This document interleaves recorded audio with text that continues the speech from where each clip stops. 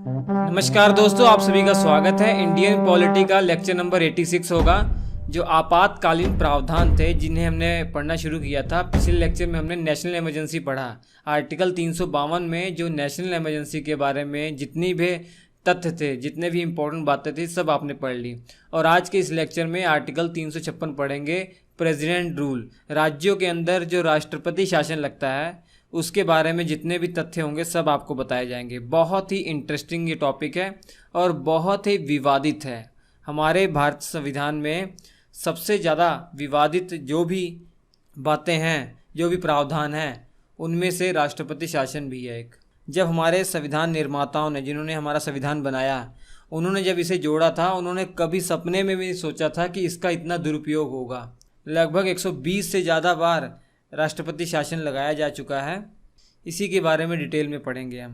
हालांकि 1994 के बाद सुप्रीम कोर्ट को जो जजमेंट आया था, SR बोमई जो केस आया था, उसकी भी हम चर्चा करेंगे। तो उस केस के बाद जो ऐतिहासिक फैसला सुप्रीम कोर्ट ने दिया था, उसके बाद कुछ बहुत हद तक रोक लगाई गई है इस पर, इसका दुरुपयोग करने में कुछ रोक लगाई गई है। तो चलिए इसके बारे में शुरुआत करते हैं। बहुत ही मज़ेदार है, मिस मत कीजिएगा। तो सबसे पहले देखिए, राज्यों में राष्ट्रपति शासन किस आधार पर लगता है। राज्यों के अंदर राष्ट्रपति जो शासन है वो लगाने का कारण या आधार हमारे संविधान में क्या लिखा हुआ है। देखिए आर्टिकल 356 में क्या कहा गया। आर्टिकल 356 में ये कहा गया है कि राष्ट्रपति को राज्यपाल की रिपोर्ट के द्वारा या अन्य किसी भी माध्यम से बस ये एहसास हो जाए कि राज्य की जो सरकार है वो संवैधानिक प्रावधानों के अनुसार नहीं चल रही है, अर्थात संविधान का पालन नहीं कर रही है, तो राष्ट्रपति क्या करते हैं, आर्टिकल 356 का प्रयोग करते हुए उस राज्य सरकार को भंग कर देते हैं। अब राज्य सरकार वहाँ भंग हो गई तो किसका शासन आ जाएगा, राष्ट्रपति का शासन आ जाता है। राष्ट्रपति शासन किसके माध्यम से करते हैं, राज्यपाल के माध्यम से करते हैं। तो राज्यपाल को निर्देश दिए जाते हैं कि इसका जो शासन व्यवस्था है इस तरीके से चलाइए, उस तरीके से चलाइए, अर्थात वहाँ की सरकार जो है वो निलंबित हो जाती है, सरकार को भंग कर दिया जाता है। तो अब वो राज्य डायरेक्ट किसके कंट्रोल में आ जाता है, राष्ट्रपति, और राष्ट्रपति राज्यपाल के माध्यम से वहाँ पर पूरा कंट्रोल करते हैं। राष्ट्रपति चाहे तो वहाँ पर शासन चलाने के लिए राज्यपाल की सहायता के लिए सलाहकारों को भी नियुक्त कर सकते हैं। ज़्यादातर जो सलाहकार नियुक्त किए जाते हैं वो IAS अधिकारी ही होते हैं। तो आपको मालूम पड़ गया कि किसी भी राज्य में राष्ट्रपति शासन किस आधार पर लगाया जा सकता है।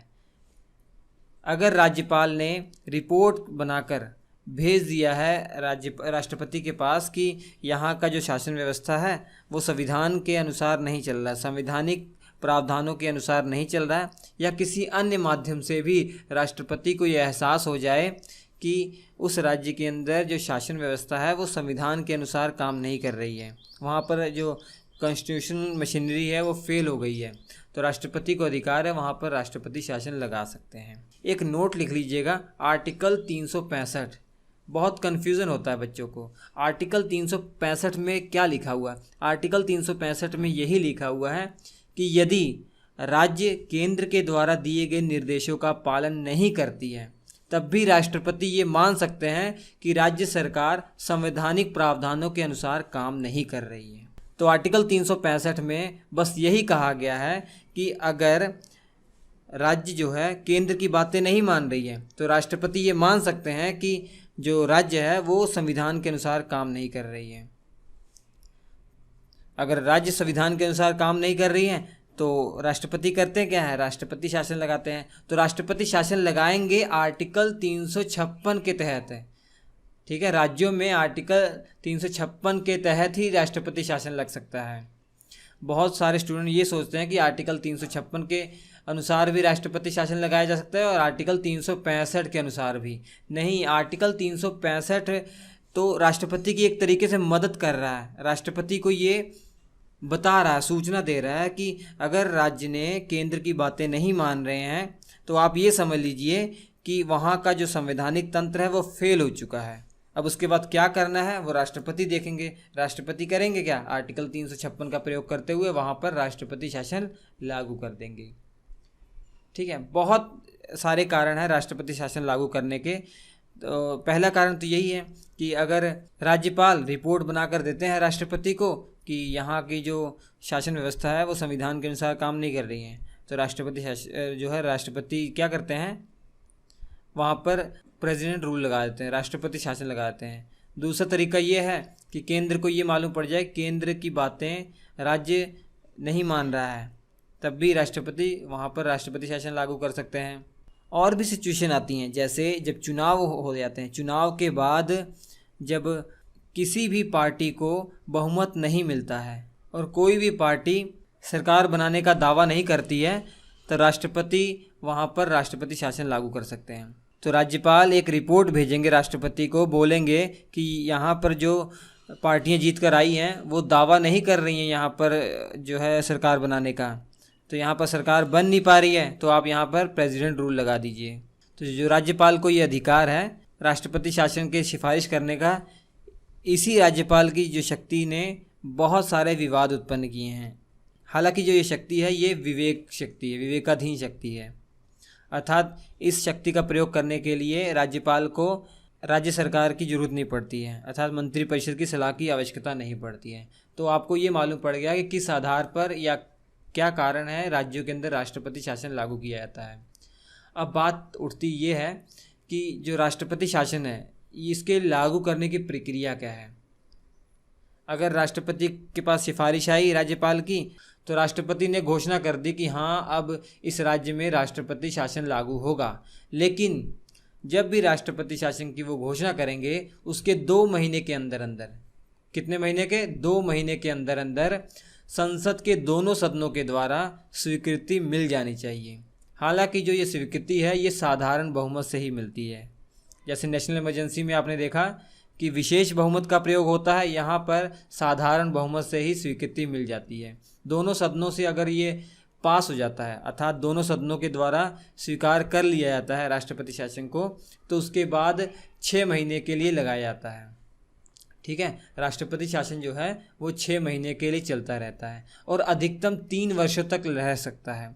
किसी राज्य के अंदर जो राष्ट्रपति शासन है वो मैक्सिमम से मैक्सिमम 3 वर्षों तक चलता है, लेकिन कुछ कंडीशन के बाद, कुछ शर्तों के बाद। हालांकि 1 वर्ष बाद ही समाप्त हो जाता है, लेकिन कुछ वर्षों के बाद वो 3 वर्षों तक चल सकता है। वो क्या कारण है, उससे पहले दूसरी बात को मैं एक्सप्लेन करूँगा।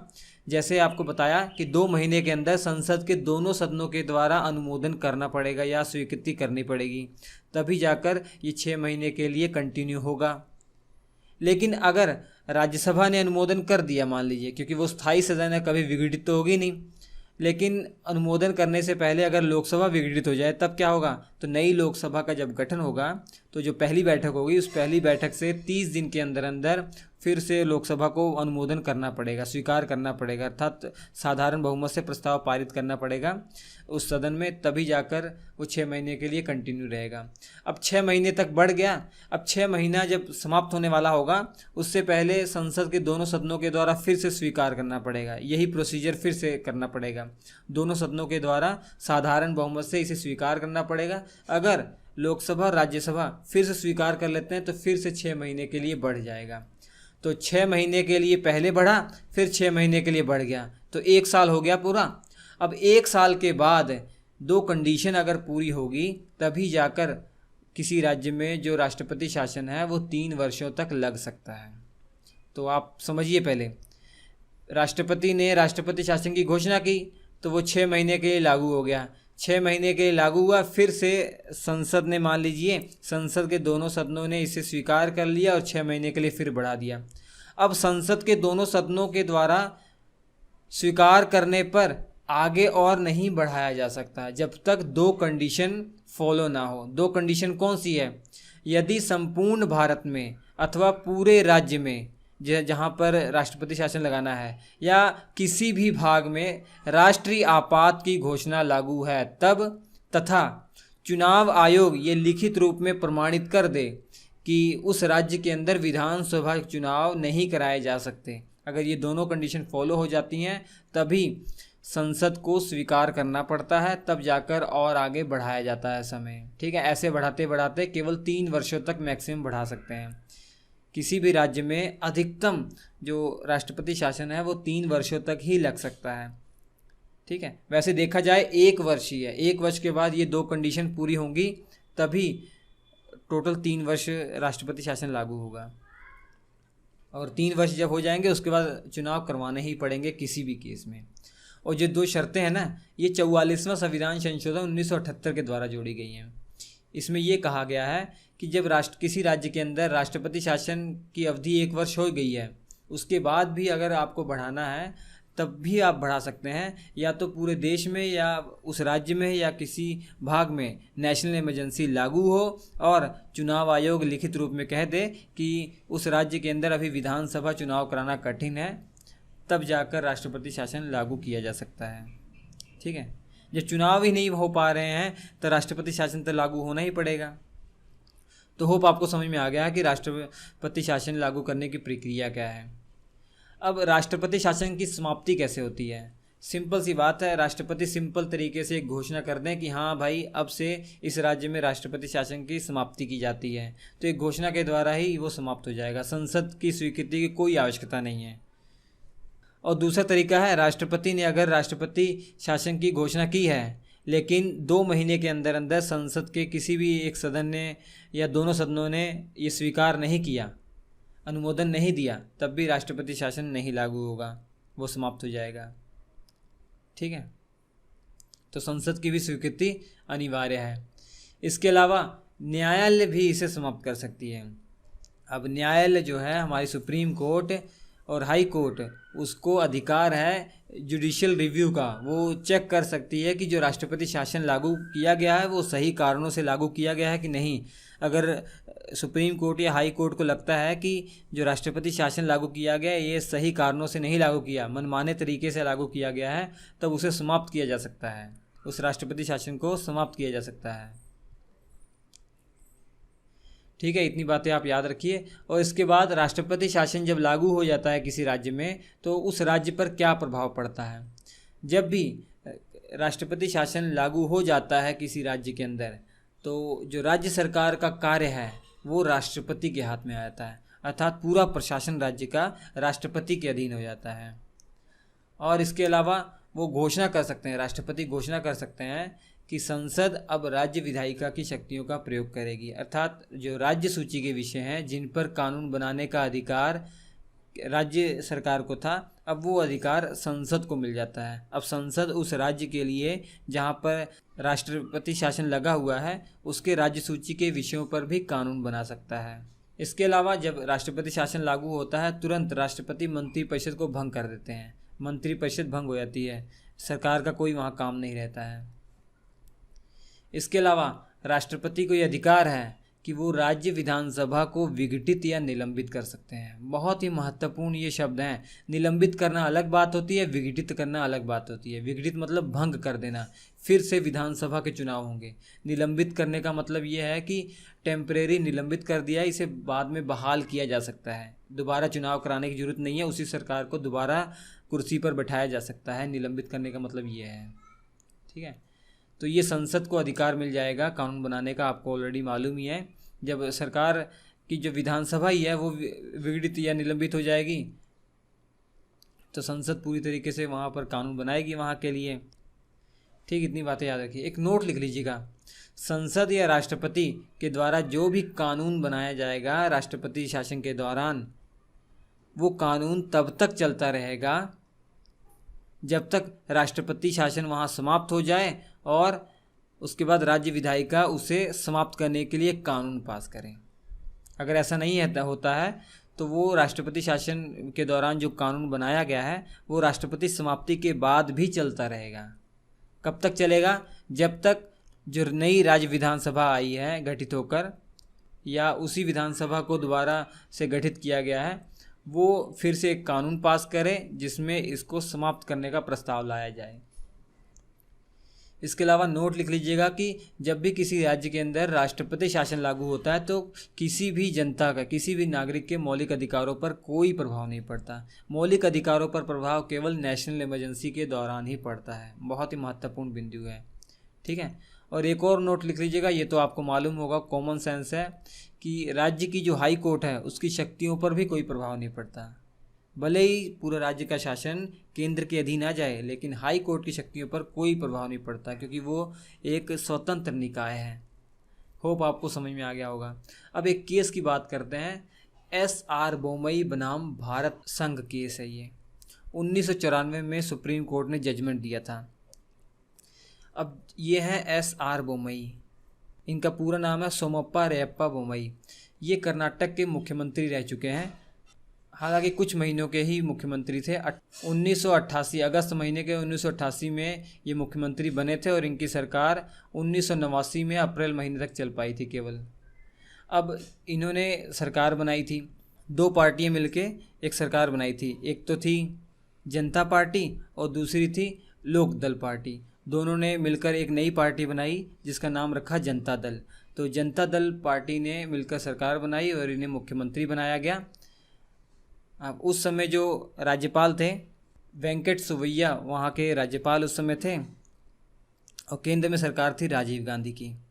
जब इन्होंने सरकार बनाई 2 दिन के बाद ही इनकी सरकार से एक जो मंत्री थे वो राज्यपाल के पास गए और उन्होंने उनको एक चिट्ठी दी जिस पर उनके अलावा 19 सदस्यों के और हस्ताक्षर थे। उन्होंने कहा कि ये 19 और मैं खुद अब 20 सदस्य टोटल ऐसे हैं जो इनकी सरकार से अब हटना चाह रहे हैं, अब इनको हम समर्थन नहीं करेंगे। तो जब ये बात वेंकट सुवैया जो उस समय राज्यपाल थे उनको मालूम पड़ी तो उन्होंने तुरंत केंद्र सरकार को एक रिपोर्ट भेजी। कहा कि अब जो जनता दल पार्टी है इनके पास बहुमत नहीं रह गया है, अब इन्हें बर्खास्त कर दिया जाए, अर्थात उस राज्य में, कर्नाटक राज्य में राष्ट्रपति शासन लागू कर दिया जाए। तो होना क्या था, उस कर्नाटक राज्य में राष्ट्रपति शासन लागू कर दिया गया। तो ऐसे ही बोमई ने इसका बहुत विरोध किया। लेकिन कुछ दिनों के बाद जो ये 19 सदस्य थे ये आए राज्यपाल के पास। इन्होंने कहा कि हमने तो साइन किया ही नहीं, वो तो सब फर्जी साइन था, हमने साइन किया नहीं। लेकिन तब तक राज्यपाल ने कहा बहुत देर हो चुकी है। तो होना क्या था, SR बोमई जो ये मुख्यमंत्री थे और इनकी जो पार्टी थी, इन्होंने कर्नाटक हाई कोर्ट में याचिका दी। याचिका ये दी, उसमें ये लिखा कि हमारे पास पूर्ण बहुमत है, हमें बहुमत साबित करने के लिए भी टाइम नहीं दिया जा रहा है। क्योंकि SR बोमई ने राज्यपाल से कहा था कि हमें कुछ समय दीजिए, मैं बहुमत साबित कर दूंगा, सदन के पटल पर मैं बहुमत साबित कर दूंगा। लेकिन राज्यपाल ने इनकी बात नहीं मानी। तो इसी बात को लेकर ये हाई कोर्ट चले गए, कर्नाटक हाई कोर्ट लेकर चले गए। लेकिन कर्नाटक हाई कोर्ट ने इनकी याचिका खारिज कर दी। फिर क्या था, ये सुप्रीम कोर्ट चले गए। सुप्रीम कोर्ट में इन्होंने चैलेंज कर दिया। तो सुप्रीम कोर्ट में जब ये केस गया तो 5 साल तक ये केस लटका रहा। 5 साल तक लटका रहा। तब तक फिर से चुनाव हो गए कर्नाटक में, एक नई सरकार भी आ गई। 5 साल बाद अर्थात 1994 में जब इस केस का रिजल्ट आया तो एक ऐतिहासिक फैसला आया। भले ही इसका लाभ इन सर को नहीं मिला है, SR बोमई जी को नहीं मिला है, लेकिन ये जो फैसला आया था ये मील का पत्थर साबित हुआ। अभी तक उसका उपयोग होता रहता है। जब भी कहीं राष्ट्रपति शासन लागू हो जाता है तो इस जजमेंट को एक मील के पत्थर की तरह देखा जाता है। तो ये जो जजमेंट था इसको एक तरीके से लैंडमार्क समझा जाता है। अब सुप्रीम कोर्ट ने क्या कहा था, सुप्रीम कोर्ट ने कुछ बातें मोटी तौर पर कही थी। सबसे पहला ये कहा कि सरकार को जो बहुमत प्राप्त है उसका निर्धारण सदन के पटल पर करना चाहिए, राज्यपाल की व्यक्तिगत राय नहीं होनी चाहिए। ऐसा नहीं कि राज्यपाल अपने दिमाग में ये सोच ले कि हाँ अब सरकार के पास बहुमत नहीं है, ऐसा नहीं हो सकता। उस सरकार को आप मौका दीजिए, उस समय दीजिए कि वो सदन के पटल पर बहुमत साबित कर सकें, जो कि इन्हें मौका नहीं दिया गया था। इन्होंने मौका मांगा भी था कि हमें मौका दीजिए, हम बहुमत साबित करेंगे, लेकिन राज्यपाल ने इन्हें बहुमत साबित करने का मौका नहीं दिया। तो उसीलिए सुप्रीम कोर्ट ने कहा कि बहुमत अगर साबित करना है तो सदन के पटल पर होना चाहिए, राज्यपाल के दिमाग में नहीं होना चाहिए। अपनी व्यक्तिगत राय राज्यपाल ना रखें, एक तीखी टिप्पणी की थी। उसके बाद ये भी कहा था कि विधानसभा को तभी भंग किया जा सकता है जब संसद के दोनों सदनों ने राष्ट्रपति शासन की अनुमोदन कर दिया हो। जैसे राष्ट्रपति शासन की घोषणा हो चुकी है, राष्ट्रपति शासन की घोषणा हो चुकी है। आप जानते हैं कि 2 महीने के अंदर संसद के दोनों सदनों को अनुमोदन करना पड़ता है। अब संसद के दोनों सदनों ने अगर ये स्वीकार कर लिया है तभी उसके बाद जाकर विधानसभा को भंग किया जा सकता है। ऐसा नहीं कि आज राष्ट्रपति शासन लागू हुआ और 2 महीने से पहले ही आपने विधानसभा भंग कर दी, अभी तक किसी भी सदन ने अनुमोदन नहीं किया, आपने विधानसभा भंग कर दी, ये नहीं चलेगा। आप निलंबित कर सकते हैं, निलंबित तो टेम्परेरी होता है, फिर से बहाल किया जा सकता है। लेकिन विधानसभा भंग हो गई, इसका मतलब दोबारा चुनाव होंगे। वो तभी होगा जब 2 महीने या दोनों सदनों ने जो है वो स्वीकार कर लिया है। इसके अलावा ये भी कहा कि राष्ट्रपति शासन जब लागू होगा उसके सभी पहलुओं की न्यायिक समीक्षा की जा सकती है। सभी तथ्यों की न्यायिक समीक्षा कोर्ट करेगी। किस कारण लगाया गया उसके प्रूफ दीजिए, क्यों लगाया गया, या जो कारण आपने बताया ये उचित नहीं है, तो ये न्यायिक समीक्षा हो सकती है। अगर राष्ट्रपति शासन गलत ढंग से लगाया गया है तो उसे राष्ट्रपति शासन को समाप्त किया जा सकता है और फिर से उस सरकार को बहाल किया जाएगा। ठीक है, तो ये एस.आर. बोम्मई बनाम यूनियन ऑफ इंडिया 1994 का जो केस है बहुत ही महत्वपूर्ण केस है। तो होप आपको ये समझ में आ गया होगा कि जो राष्ट्रपति शासन है इसका दुरुपयोग कब होता रहा होगा। जब केंद्र में कोई और सरकार हो और राज्य में कोई और सरकार हो तो केंद्र सरकार जो है एक हथियार की तरह यूज़ करती थी। इस आर्टिकल 356 को एक हथियार की तरह यूज़ करती थी और बात बात पे राष्ट्रपति शासन लागू कर देती थी। लेकिन 1994 में जब ये केस की सुनवाई हुई, इसमें जो जजमेंट आया उसके बाद से बहुत ज़्यादा कंट्रोल हो गया है।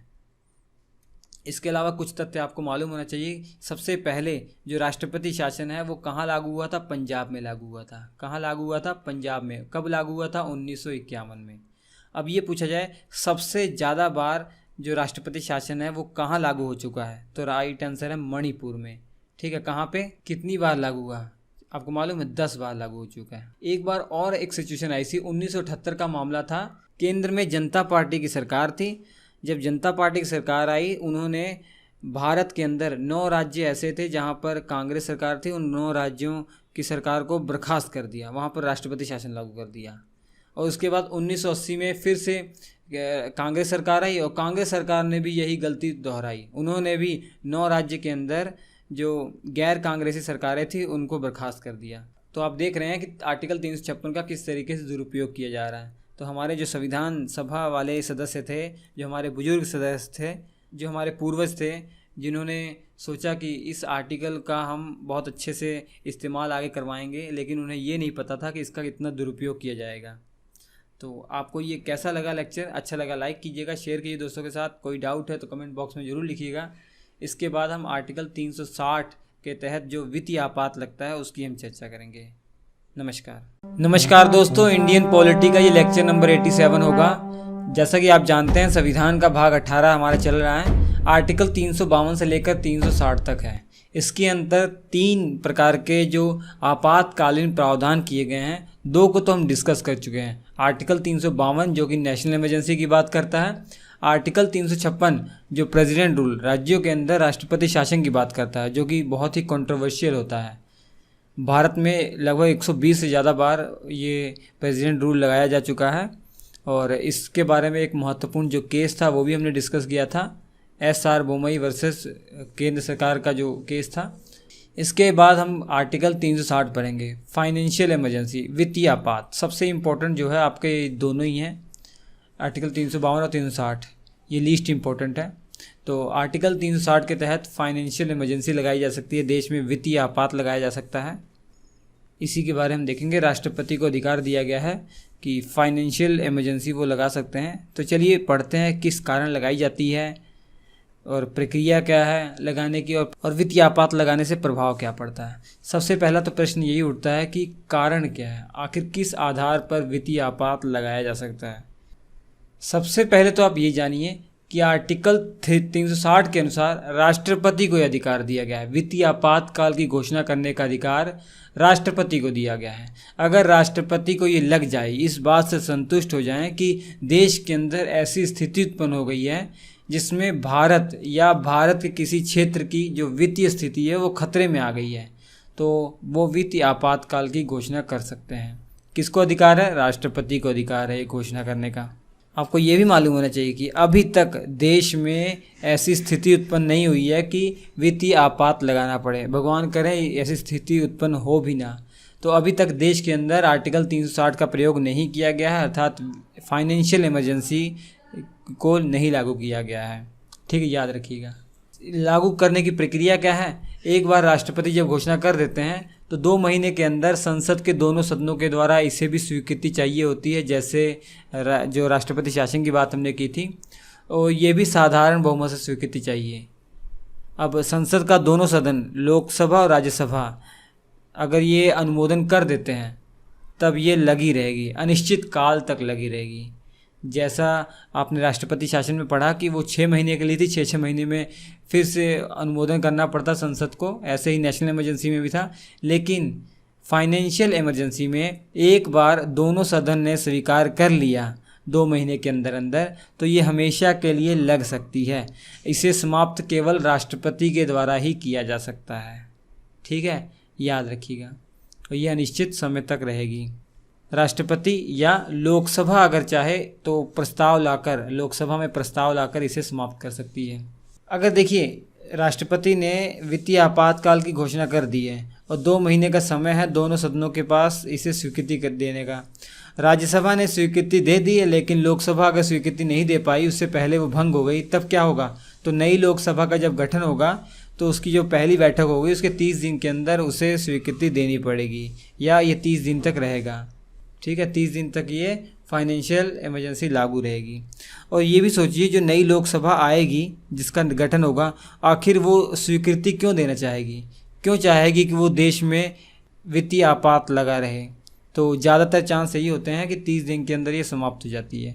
महत्वपूर्ण जानने वाली बात यह है कि एक बार राष्ट्रपति ने इसे लागू कर दिया और संसद ने भी इसे अनुमोदन दे दिया, संसद के दोनों सदनों ने, तो यह अनिश्चित समय तक चलती रहेगी। इसमें कोई ऐसा प्रोविज़न नहीं है कि 6 महीने, 1 साल, ऐसा कुछ नहीं। ये अनिश्चित समय तक चलती रहेगी। इसे समाप्त अगर करना है तो या तो राष्ट्रपति घोषणा करें इसकी समाप्ति की, या संसद के अंदर लोकसभा में ये जो प्रस्ताव लाया जाए इसे हटाने का और वो साधारण बहुमत से पास हो जाए, तब भी इसे हटाया जा सकता है। तो ये थी फाइनेंशियल इमरजेंसी को लागू करने की प्रक्रिया।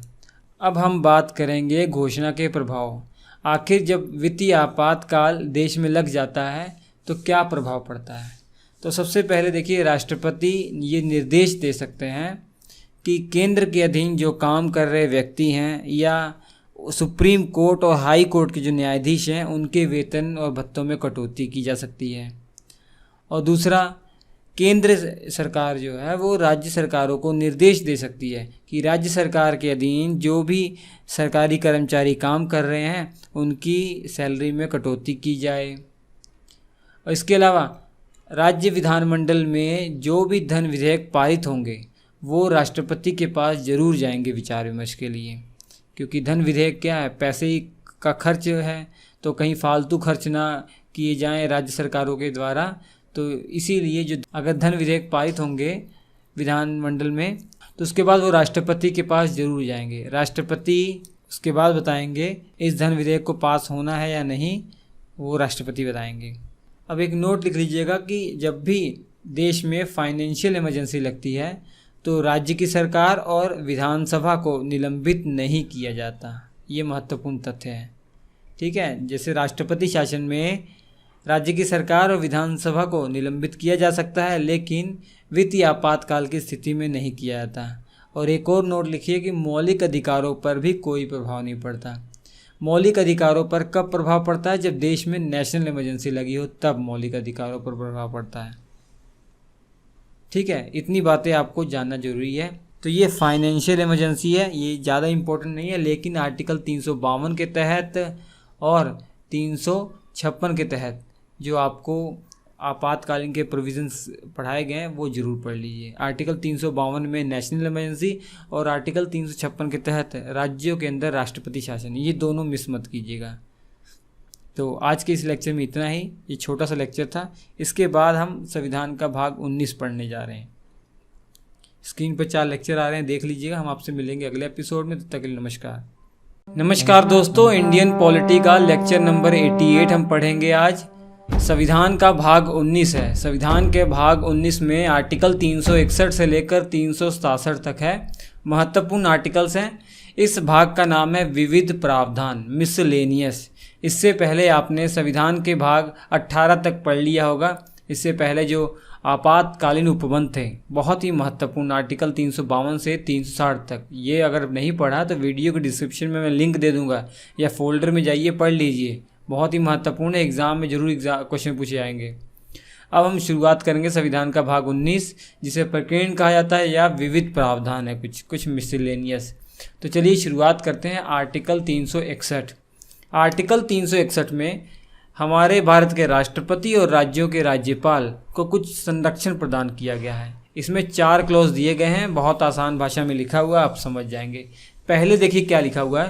पहले ये लिखा हुआ है कि राष्ट्रपति और राज्य के राज्यपाल अपने पद की शक्तियों के प्रयोग और कर्तव्यों के पालन करते हुए अपने द्वारा किए गए या किए जाने वाले किसी कार्य के लिए किसी न्यायालय के प्रति उत्तरदायी नहीं होंगे। बहुत आसान भाषा में लिखा हुआ है।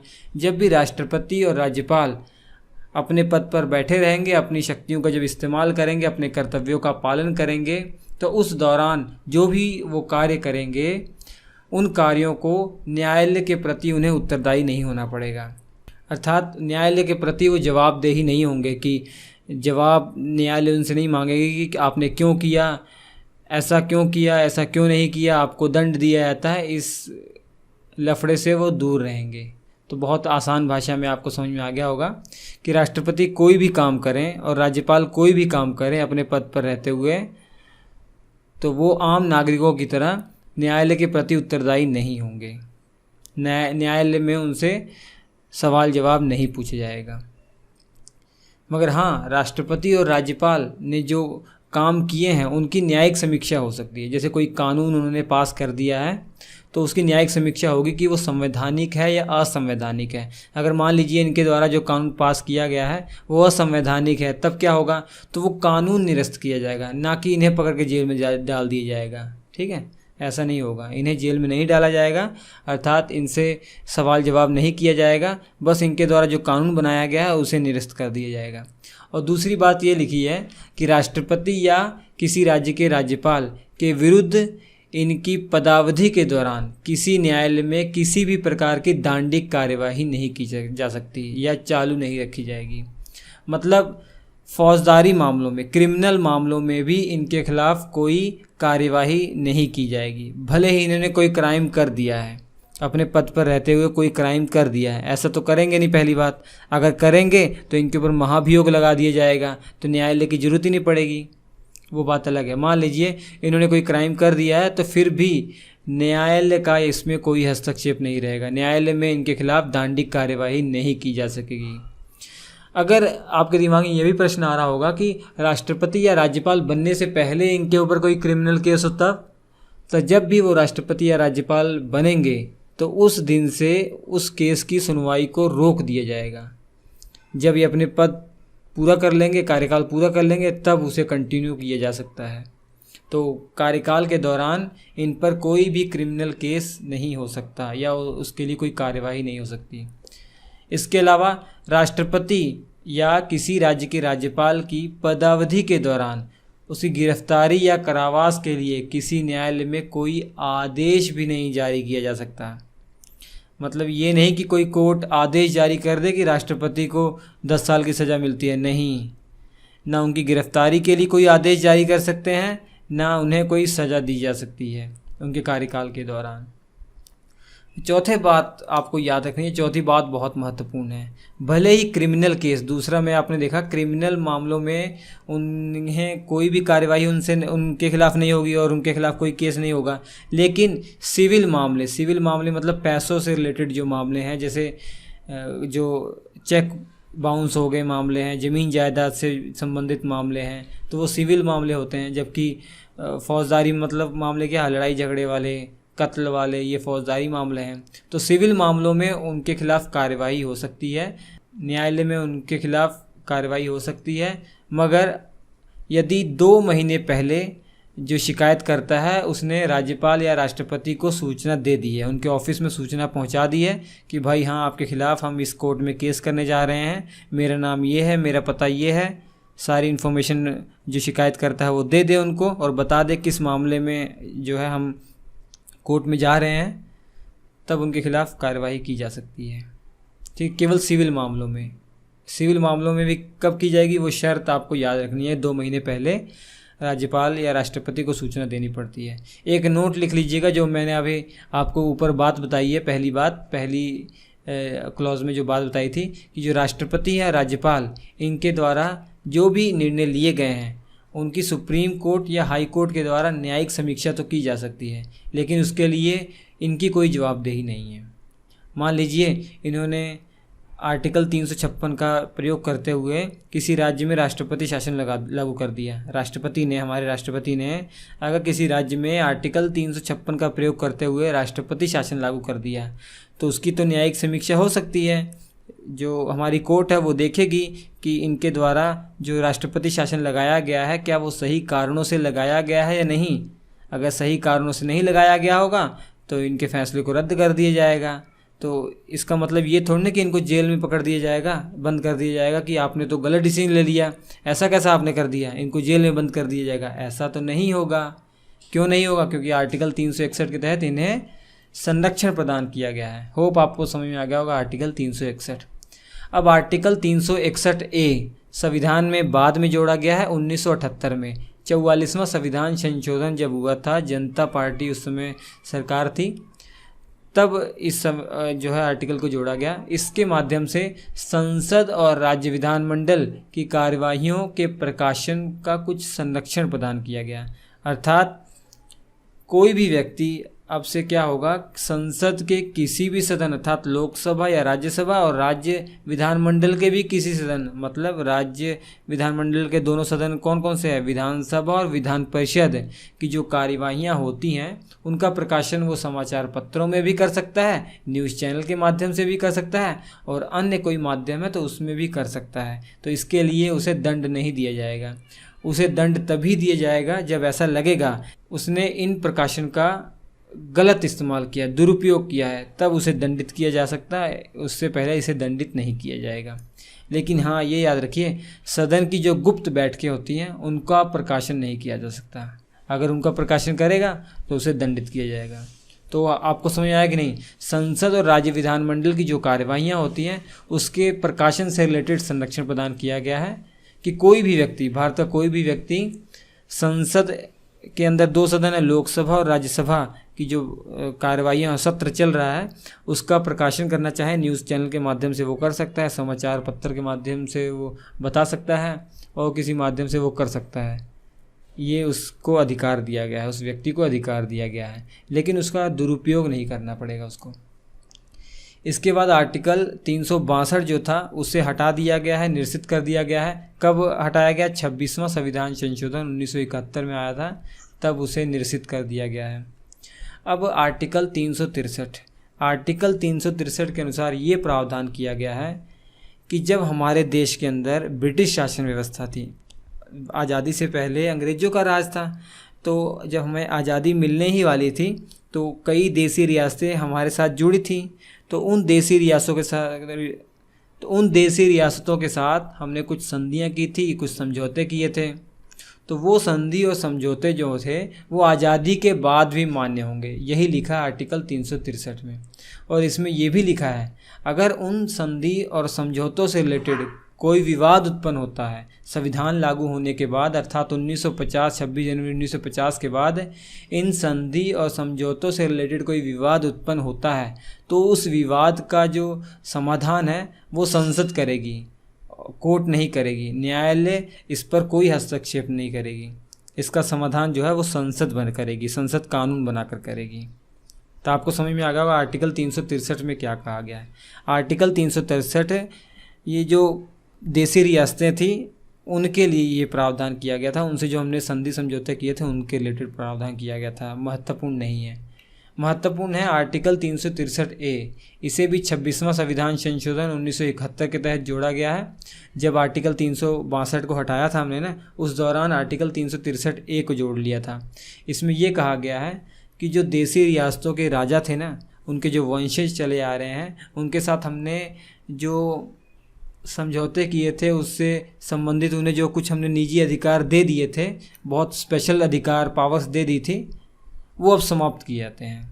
जो भी देसी रियासतों के राजाओं को सहूलतें दी थी हमने, अब हमने कह दिया भाई हम आपको और आगे ये सहूलतें नहीं दे पाएंगे, ना बाबा ना बाबा, अब हम नहीं दे पाएंगे। तो यही आर्टिकल 363A के माध्यम से कहा गया था। जब ये आर्टिकल आया, जब अमेंडमेंट हुआ, तब जो रियासतों के जो वंशज थे उनके पैरों तले जमी खिसक गई थी। आप समझ सकते हैं क्यों। इसके बाद आर्टिकल 364 बहुत महत्वपूर्ण ये आर्टिकल्स हैं और आसान भी है। इसमें जो हमारे भारत के मेजर पोर्ट्स हैं, जो बंदरगाह कह सकते हैं, महापत्तन हैं, और एरोड्रम जो विमान क्षेत्र हैं, इनके संबंध में कुछ विशेष प्रावधान किए गए हैं। क्या किए गए हैं? इसमें ये कहा गया है कि भारत के जो विमान क्षेत्र हैं और महापत्तन हैं, इनका प्रयोग किस संबंध में कब किया जाएगा, ये शक्ति दी जाती है राष्ट्रपति को। राष्ट्रपति ये तय करेंगे कि इस एरोड्रोम का और इस मेजर पोर्ट्स का प्रयोग कब किया जाए, कब ना किया जाए, ये अधिकार है उन्हें। जैसे राफेल हमने अंबाला में उतारा, तब ये शक्ति है राष्ट्रपति के पास कि उसका इस्तेमाल राफेल को उतारने के लिए हम कर रहे हैं। और ये भी इसमें लिखा हुआ है कि राष्ट्रपति आदेश के द्वारा यह भी निश्चित कर सकते हैं कि संसद और राज्य विधान मंडल का कोई भी कानून जो मेजर पोर्ट्स और एयरड्रोम से संबंधित है वो कब कितना लागू होगा, ये अधिकार राष्ट्रपति को दिया गया है। तो राष्ट्रपति की पावर के आगे जो राष्ट्रपति की पावर है एयरड्रोम और मेजर पोर्ट से संबंधित, वो संसद से भी बड़ी है। आप समझ सकते हैं, संसद और राज्य विधानमंडल के कानून से भी बड़ी है। अर्थात राष्ट्रपति जब चाहें कह सकते हैं कि हाँ भाई, आज की डेट से जो संसद ने कानून बनाया है इस विमान क्षेत्र में, अब ये लागू नहीं होता है अगले 2 सालों के लिए। तो आर्टिकल 364 आसानी है। और आर्टिकल 365 तो ऑलरेडी आप पढ़ चुके हैं, जो राष्ट्रपति शासन आपको पढ़ाया था, राज्यों के अंदर राष्ट्रपति शासन। इसमें क्या कहा गया था? यदि राज्य केंद्र के द्वारा दिए गए निर्देशों का पालन नहीं करता है तो राष्ट्रपति क्या समझ सकते हैं? राष्ट्रपति ये समझेंगे कि राज्य सरकार संवैधानिक रूप से नहीं चल रही है, संविधान के अनुसार अपना कार्य नहीं कर रही है। अगर राष्ट्रपति को ये लग जाएगा कि जो राज्य सरकार है संविधान के अनुसार कार्य नहीं कर रही है, तो राष्ट्रपति क्या करते हैं आपको मालूम है? राष्ट्रपति तुरंत आर्टिकल 356 का प्रयोग करते हुए उस राज्य में राष्ट्रपति शासन घोषणा कर देते हैं। ठीक है, होप आर्टिकल 365 ईजी है। और आर्टिकल 366 में दुनिया भर की परिभाषाएं बताई गई हैं। जैसे खंड की परिभाषा क्या होती है, जो क्लॉज हैं इनकी परिभाषा क्या होती है, अनुसूची की परिभाषा क्या है, निगम कर की परिभाषा क्या है, आय कर की परिभाषा क्या है, कृषि कर की परिभाषा क्या है, अनुसूची की परिभाषा क्या है, अनुच्छेद की परिभाषा क्या है, संविधान का जो भाग है भाग की परिभाषा क्या है, रेल की परिभाषा क्या है। तो बहुत सारी परिभाषाएं आर्टिकल 366 में लिखी गई हैं। इसके अलावा आर्टिकल 367 इम्पोर्टेंट नहीं है, ये संविधान की व्याख्या से संबंधित है। ठीक है, तो इतने आर्टिकल आपको याद रखने हैं। तो इसके बाद हम संविधान का भाग 20 पढ़ेंगे, बहुत ही महत्वपूर्ण है, वो तो हद से ज़्यादा महत्वपूर्ण है, क्योंकि संविधान में संशोधन जो होते हैं आर्टिकल 368 के माध्यम से होते हैं, तो वो अगले चैप्टर में हम पढ़ेंगे। ये लेक्चर कैसा लगा? अच्छा लगा लाइक कीजिएगा, शेयर कीजिए दोस्तों के साथ, ताकि वो भी इसका लाभ उठा सकें। स्क्रीन पर 4 लेक्चर जो आ रहे हैं महत्वपूर्ण लेक्चर हैं, देख लीजिएगा। हम आपसे मिलते हैं अगले एपिसोड में, तब तक के लिए नमस्कार दोस्तों। आज हम एक नए चैप्टर की शुरुआत करेंगे, संविधान में संशोधन। इंडियन पॉलिटी का लेक्चर नंबर 89 होगा ये। संविधान के भाग 20 में इसकी चर्चा की गई है। आर्टिकल 368 इससे संबंधित है। संविधान में संशोधन अर्थात संविधान में बदलाव, संविधान में परिवर्तन करने का अधिकार संसद को दिया गया है, और इसका जिक्र आर्टिकल 368 में है। इसी के बारे में हमें जिक्र करना है। ठीक है, तो चलिए शुरुआत करते हैं। संविधान में संशोधन की शक्ति संसद को दी गई है। सबसे पहले देखिए आर्टिकल 368 में लिखा क्या गया है। आर्टिकल 368 के माध्यम से संविधान में संशोधन करने की शक्ति और प्रक्रिया का पूरी विस्तृत रूप में वर्णन किया गया है आर्टिकल 368 में। तो वही आर्टिकल 368 आपको इस पूरे लेक्चर में पढ़ना है। तो सबसे पहली बात है, संविधान में संशोधन की शक्ति किसे प्रदान की गई? संसद को। अर्थात हमारे संविधान में कुछ भी परिवर्तन करना है तो ये अधिकार संसद को दिया गया है। लेकिन आप आगे चलकर देखेंगे कि कुछ परिवर्तन ऐसे होते हैं संविधान के अंदर जिनमें संसद की तो मंजूरी चाहिए होती है, लेकिन राज्यों की भी सहमति चाहिए होती है। तो उनकी भी चर्चा करेंगे। लेकिन संविधान में जब संशोधन होगा, जो विधेयक लाया जाएगा सबसे पहले वो संसद में ही लाया जाता है। ठीक है, तो चलिए देखते हैं। और आगे बढ़ने से पहले मैं आपको बता दूं, जो संसद की ये शक्ति है, संविधान में संशोधन करने की जो शक्ति है संसद की, ये न्यायिक पुनरावलोकन के अधीन है। इसका मतलब क्या है कि अगर संसद ने कोई भी संशोधन किया है, संविधान में कोई संशोधन किया है, उसके बाद कोर्ट को ये अधिकार है, हमारी सुप्रीम कोर्ट या हाई कोर्ट को ये अधिकार है, वो दोबारा चेक कर सकती है, उसकी न्यायिक समीक्षा कर सकती है कि जो ये संविधान में संशोधन किया गया है कि क्या ये संवैधानिक रूप से सही है कि ये असंवैधानिक है। अगर असंवैधानिक पाया जाता है तो उस संशोधन को समाप्त किया जा सकता है। ठीक है, क्योंकि आपको याद होगा हमने आपको केशवानंद भारती बनाम केरल राज्य जो केस था 1973 का, ये पढ़ाया था। इसमें सुप्रीम कोर्ट ने एक ऐतिहासिक फैसला सुनाया था, इसमें एक ऐतिहासिक जजमेंट दिया था। इसमें ये कहा था कि जो न्यायपालिका है वो ऐसी किसी भी विधि मतलब कानून या संशोधन को असंवैधानिक करार दे सकती है जो संविधान के बेसिक स्ट्रक्चर का उल्लंघन करता हो। ठीक है, भले ही संविधान में संशोधन जो किया गया है पूरी विधि अनुसार किया गया है, संसद के दोनों सदनों में बहुत ज़्यादा बहुमत से उसे पास किया गया है, फिर भी उसे निरस्त किया जा सकता है कोर्ट के द्वारा। अब देखते हैं संविधान में संशोधन के प्रकार कितने प्रकार के होते हैं। पहला तो है साधारण बहुमत के द्वारा संशोधन। इसका जिक्र हमारे संविधान के आर्टिकल 368 में नहीं किया गया है, तो ये जो है साधारण कानून के रूप में इसे माना जाता है। ये संविधान में संशोधन नहीं माने जाते हैं। जो भी संशोधन संविधान में परिवर्तन ऐसे परिवर्तन हैं जिनके लिए केवल साधारण बहुमत की आवश्यकता होती है, उसे आर्टिकल 368 के तहत संशोधन नहीं माना जाता है। तो आर्टिकल 368 के तहत उन्हीं संशोधन को माना जाता है या उन्हीं संशोधन का जिक्र किया गया है जो या तो विशेष बहुमत के द्वारा हो या विशेष बहुमत संसद के विशेष बहुमत और राज्यों के जो विधानमंडल हैं उनके समर्थन के द्वारा जो संशोधन होते हैं उन्हीं को आर्टिकल 368 के तहत माना जाता है। तो साधारण बहुमत से जो संशोधन होते हैं वो आर्टिकल 368 में नहीं आते। कुछ एग्जांपल मैं आपको बताता हूँ। आर्टिकल 2 और 3 तो आपने पढ़ा होगा, शुरुआत के चैप्टर में आर्टिकल 2, 3 बताया था आपको ना। उसमें क्या बताया था अगर याद हो कि संसद के पास अधिकार है कि किसी भी राज्य को 2 भागों में बांट सकता है या किसी राज्य का नाम परिवर्तित कर सकता है, या भारत के बाहर का कोई क्षेत्र है उसे हम अपने में सम्मिलित करके एक नया राज्य गठित कर सकते हैं। ये किसके पास अधिकार है? संसद के पास है। तो ये भी तो एक प्रकार का संविधान में परिवर्तन ही तो है। लेकिन वहीं आर्टिकल 4 में क्या लिख दिया गया था कि जो भी परिवर्तन संविधान में हो रहे हैं आर्टिकल 2 और 3 के तहत, ये जो परिवर्तन है ये साधारण बहुमत से होंगे, अर्थात ये आर्टिकल 368 के तहत संविधान में संशोधन नहीं माने जाएंगे। तो आर्टिकल 368 के तहत वही संशोधन का जिक्र किया गया है, उन्हीं प्रकार के संशोधन का जिक्र किया गया है जो तो या तो विशेष बहुमत से होते हो या विशेष बहुमत और राज्यों के विधानमंडल का समर्थन जिसे हासिल है। जो साधारण बहुमत के द्वारा संशोधन होते हैं वो आर्टिकल 368 के तहत संशोधन नहीं माने जाते हैं। वो क्या माने जाते हैं? वो माने जाते हैं एक साधारण कानून। साधारण कानून जैसे होते हैं ना, सिंपल जो कोई विधेयक संसद में लाया जाता है फिर पास हो जाता है, अधिनियम बन जाता है साधारण बहुमत से, उसी प्रकार इसे ट्रीट किया जाता है, याद रखिए। और आर्टिकल 124 भी आपने पढ़ा होगा, अभी जल्दी ही पढ़ा था सुप्रीम कोर्ट के चैप्टर में। इसमें क्या लिखा था? आर्टिकल 124 में ये कहा गया था, एक बात लिखी थी कि सुप्रीम कोर्ट में 7 न्यायाधीश होंगे जब तक संसद इसकी संख्या नहीं बढ़ाता है। शुरुआत में यही था ना, हालांकि अब संख्या तो बढ़ गई है।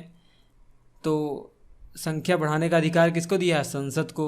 तो ये भी तो एक प्रकार का परिवर्तन ही तो है। इसके लिए साधारण बहुमत की जरूरत पड़ती है। जब भी संसद को सुप्रीम कोर्ट के न्यायाधीशों की संख्या बढ़ानी होती है तो एक प्रकार का ये परिवर्तन ही तो है, संशोधन ही तो है। लेकिन इसके लिए साधारण बहुमत की जरूरत पड़ती है। आर्टिकल 368 के तहत संशोधन की जरूरत हमें नहीं पड़ती है। तो चलिए, खैर हमारा विषय है विशेष बहुमत के द्वारा जो होते हैं संशोधन वो, और विशेष बहुमत और राज्यों के समर्थन के द्वारा जो संशोधन होते हैं वो। सबसे पहले जिक्र करेंगे विशेष बहुमत के द्वारा होने वाले संशोधन। इनका जिक्र आर्टिकल 368 के तहत किया गया है। एग्जाम्पल के तौर पर मूल अधिकारों में अगर आपको संशोधन करना है तो उसके लिए विशेष बहुमत चाहिए होगा। और इसमें जो संशोधन करना है इसका जिक्र आर्टिकल 368 में है और इसकी पूरी प्रक्रिया भी आर्टिकल 368 में बताई गई है। इसके अलावा राज्य के नीति निर्देशक तत्वों में अगर परिवर्तन करना है तब भी आर्टिकल 368 के तहत विशेष बहुमत से संशोधन होगा। तो ये कुछ एग्जाम्पल हैं। लेकिन देखिए, मूल अधिकार और राज्य के नीति निर्देशक तत्व, इनमें संशोधन अगर हो रहा है तो संशोधन इस प्रकार का होना चाहिए कि बेसिक स्ट्रक्चर से छेड़खानी ना हो। अगर बेसिक स्ट्रक्चर से छेड़खानी होगी तो तुरंत सुप्रीम कोर्ट एक्शन में आ जाएगी, वो उस संविधान संशोधन को ही निरस्त कर देगी। उदाहरण के तौर पर कल को संसद संविधान में संशोधन कर दे और आर्टिकल 14 हटा दे, विधि के समक्ष समता का अधिकार अगर वो हटा दे तो तुरंत सुप्रीम कोर्ट उसे असंवैधानिक करार दे देगी, क्योंकि बेसिक स्ट्रक्चर से ये छेड़खानी हो गई है। ठीक है, होप आपको समझ में आ गया होगा। अब विशेष बहुमत का मतलब क्या है? विशेष का बहुमत का मतलब आप सभी स्टूडेंट ये सोच रहे होंगे कि 2/3 बहुमत, सदन के 2/3 बहुमत, ये सही है, लेकिन ये एक और कंडीशन होती है। जैसे लोकसभा की बात करें, टोटल सदस्यों की संख्या कितनी है? 545 है। अगर संविधान में संशोधन हो रहा उस दिन केवल लोकसभा के 300 सदस्य उपस्थित हैं, केवल मान लीजिए 300 सदस्य उपस्थित हैं, तो 2/3 इसका कितना हो गया? 200 सदस्य हो गया। तो क्या इससे संशोधन हो जाएगा, मान लिया जाएगा? नहीं माना जाएगा। जब तक 2/3 जो सदस्यों की संख्या है वो या तो ज़्यादा हो या तो बराबर हो, किसके? कुल सदन के सदस्यों की संख्या के आधे का। 545/2, 545/2 का मतलब क्या है? सदन के कुल सदस्य संख्या का आधे से अधिक उपस्थित हों। ठीक है, तो होप आपको समझ में आ गया होगा। विशेष बहुमत का मतलब यही है कि सदन में उपस्थित 2/3 सदस्यों से अधिक से अगर प्रस्ताव पारित होता है तो वो विशेष बहुमत माना जाता है। लेकिन एक कंडीशन है, उन 2/3 सदस्यों की जो संख्या है वो अधिक होनी चाहिए। किससे अधिक होनी चाहिए? अधिक या बराबर होनी चाहिए किससे? सदन में जितनी भी कुल सीटें हैं उसके 50% का, अर्थात आधे का। ठीक है, और जो ये संशोधन होता है लोकसभा और राज्यसभा में अलग अलग पास होना है। लोकसभा से भी विशेष बहुमत से, राज्यसभा से भी विशेष बहुमत से, तब ये पास हो पाएगा। ऐसा नहीं कि केवल लोकसभा से पास हो गया, राज्यसभा से नहीं पास हो रहा है तो आप संयुक्त बैठक करा दीजिए। नहीं, संयुक्त बैठक का कोई प्रावधान नहीं है। ठीक है, संयुक्त बैठक नहीं कराई जाती है। जैसे अन्य विधेयक होते हैं, साधारण विधेयक, उनमें लोकसभा से अगर पास हो जाता है तो अगर राज्यसभा से पास नहीं होता है तो होता क्या है कि राष्ट्रपति संयुक्त बैठक बुला देते हैं और उस संयुक्त बैठक की जो अध्यक्षता है लोकसभा के स्पीकर करते हैं। तो उस संयुक्त बैठक में जो लोकसभा होती है वो हावी हो जाती है, क्योंकि लोकसभा में 545 सीटें हैं और जबकि राज्यसभा में कितनी सीटें हैं? राज्यसभा में तो 245 सीटें हैं, तो 545 जिसमें है वो तो ज़्यादा हावी हो जाएंगी। तो अब जब वोटिंग होगी, संयुक्त वोटिंग होगी, तो लोकसभा हावी हो जाएगी। इसी कारण से ऐसा ना हो कि लोकसभा हावी हो जाए तो इस संयुक्त बैठक नहीं बुलाई जाती, क्योंकि संविधान में संशोधन हो रहा है ना, तो एक बहुत ही सेंसिटिव मामला है, ये बहुत ही इम्पोर्टेंट मामला है।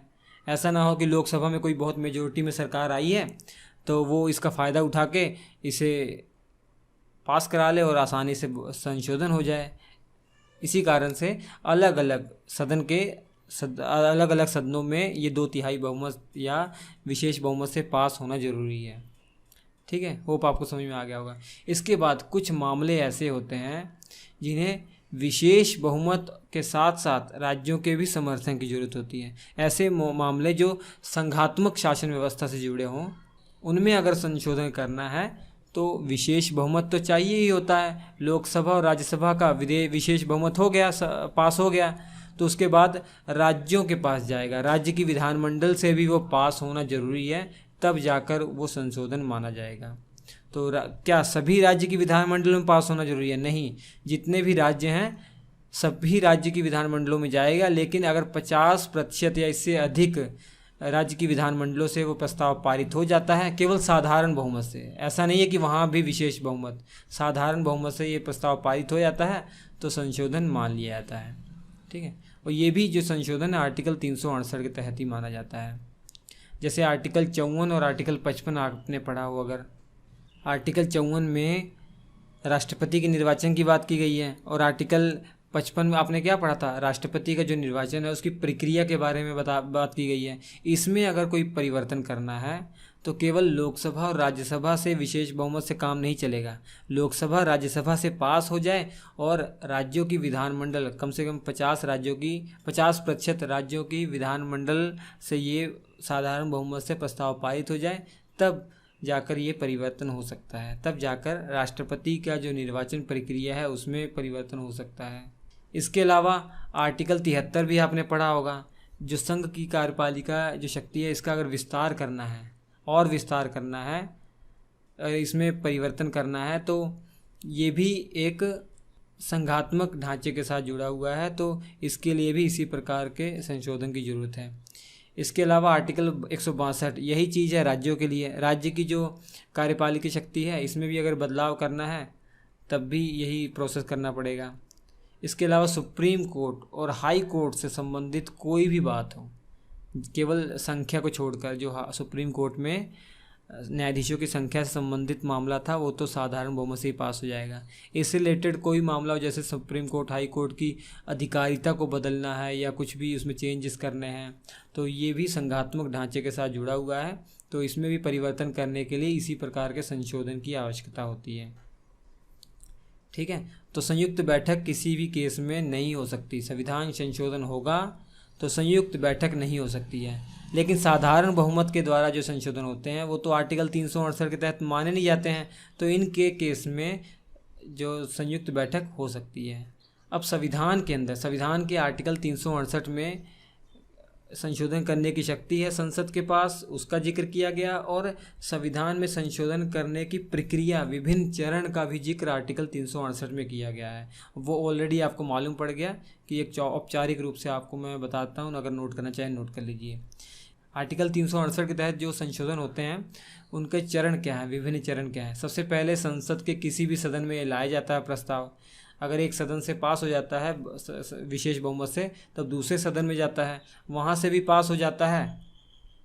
याद रखिए, विशेष बहुमत से पास होता है, वहाँ से भी पास हो जाता है, तो फिर राष्ट्रपति के पास जाता है। अगर संघात्मक ढांचे के साथ नहीं जुड़ा हुआ है तो ये राष्ट्रपति के पास जाएगा। राष्ट्रपति को हाँ करना ही पड़ता है, इसमें अपनी वीटो पावर का इस्तेमाल नहीं कर सकते राष्ट्रपति। जैसे बाकी अन्य मामलों में आपने पढ़ा होगा कि राष्ट्रपति के पास 3 ऑप्शन होते हैं, या तो हाँ करें, या तो एक बार वापस भेज दें, और तीसरा ऑप्शन क्या होता है, ना हाँ करें ना करें, अर्थात वीटो पावर का इस्तेमाल कर लें। लेकिन यहाँ पर संविधान संशोधन के केस के मामले में उनके पास एक ही ऑप्शन होता है, बस हाँ करना ही पड़ता है। ठीक है, और संयुक्त बैठक का कोई प्रावधान नहीं है, ये भी आपको मालूम पड़ गया। इसके अलावा जो उपबंध संघात्मक ढांचे से जुड़े हुए हैं उनमें अगर संशोधन करना है तो संसद के साथ साथ राज्य की विधानमंडलों की भी सहमति आवश्यक है, ये बता दिया आपको। इसके अलावा राष्ट्रपति संविधान संशोधन विधेयक को अनुमति देने के लिए ही बाध्य हैं, देने में बाध्य हैं, ना नहीं कर सकते हैं। ये बात 24वां संविधान संशोधन 1971 में जोड़ दिया गया है।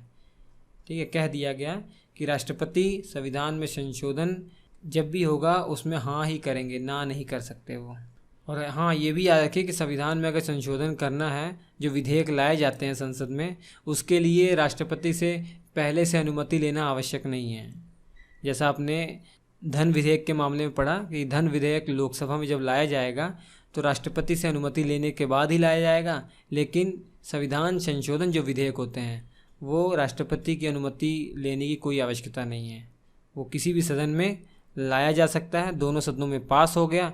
अगर संघात्मक ढांचे के साथ जुड़ा हुआ है तो राज्यों में जाएगा, राज्य की विधानमंडल, वहाँ से भी पास हो गया तब जाएगा राष्ट्रपति के पास। राष्ट्रपति साइन करते तो उसके बाद वो कानून बन जाएगा और संशोधन हो जाएगा। आपको अगर याद हो, सन 2016 में जो जीएसटी कानून बना था, जीएसटी बिल लाया गया था, जो एक्ट बन गया था, वो जो था वो हमारे संघात्मक ढांचे के साथ जुड़ा हुआ था।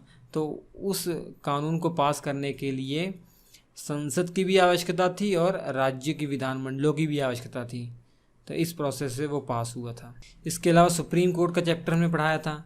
सुप्रीम कोर्ट के चैप्टर में आपको ये बताया था कि एक बार संसद ने कोशिश की थी कि सुप्रीम कोर्ट के जो जज हैं उनकी नियुक्ति की जो प्रक्रिया है वो बदलने की कोशिश की थी।